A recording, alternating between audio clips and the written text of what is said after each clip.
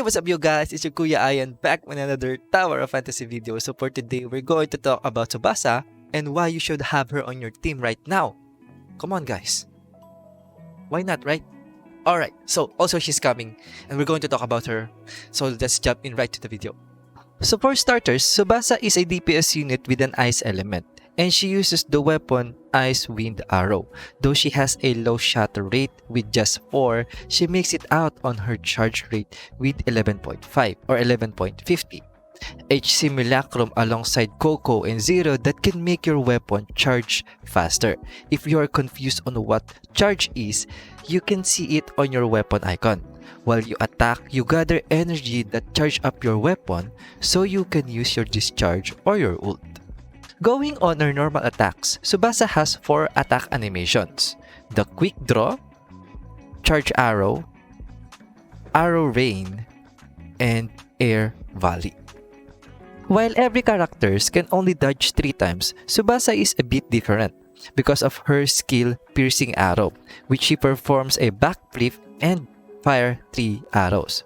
She also does this when she uses her dodge attack animation, and there is a higher chance that you can frostbitten your enemy, and if you break that freeze, you will deal more damage towards the monster or your enemy.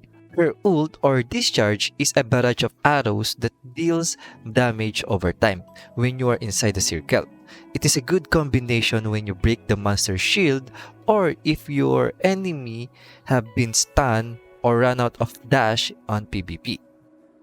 Going on her advancements, even though she is a beast right out of the bat, her advancements can really amp her damage potential. Her advancement 1 or her A1 grants a stack of sharp arrows. Each time a arrow fired by a dodge attack hits a target, each stack increases damage by 5% for 15 seconds, stack up to 3 times.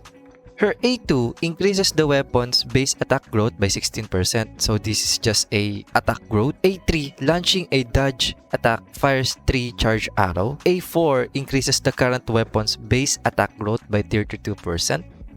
A5 doubles the duration of rain arrow and slows the target by 25%. Now her A6 is sharp arrow stack up to 5 times. Hitting a target with charge arrow immediately grants 3 stacks. Headshot grants 5 stacks. Her first advancement, on my opinion, is I think the best that you can get if you're an F2P or a low spender. If you're a whale, by all means get all her advancements. It's all damage amplification. Alright, back to her A1 or her advancement 1. She turns from a DPS unit into a support DPS unit because of her off-field buff that can give your team 15% damage buff. Now, what are the matrices that good on her? Or what are the matrices that you should farm for Tsubasa? On my account, I have her on A2 and I'm currently running 3-piece Sobek and one of her matrix that I pulled on the standard matrices banner. Sobek is really good on her for early and mid game, especially when you have got advancements on it, but this falls when you fight world bosses, keep this in mind. But for Baygon Pantasam, it's really good to use. The effect of this matrix, if you have 3 pieces set, it increases the damage dealt by 6% on base, 7.5 if you have all 3 into 1 star, and 9% if you have 2 stars on all 3 of the matrices. And this is stacked up to 3 times for each enemies on the field. You can also farm 2-piece Samir and 2-piece Crow for crit damage and damage increase. Ladies and gentlemen, her. Isn't it rather superficial to cast judgment on what life is or is not? Frigg is confirmed to be the next limited simulacra. I don't know what is going to be the changes when she releases on global, but if you go on the CN version of her, she is a DPS unit with an ice element. She has a decent shatter and charge. Now, this will be the most exciting part. She will have the frost resonance. Now, if you don't know, Nemesis has the Volt resonance that make Volt team deals a lot of damage.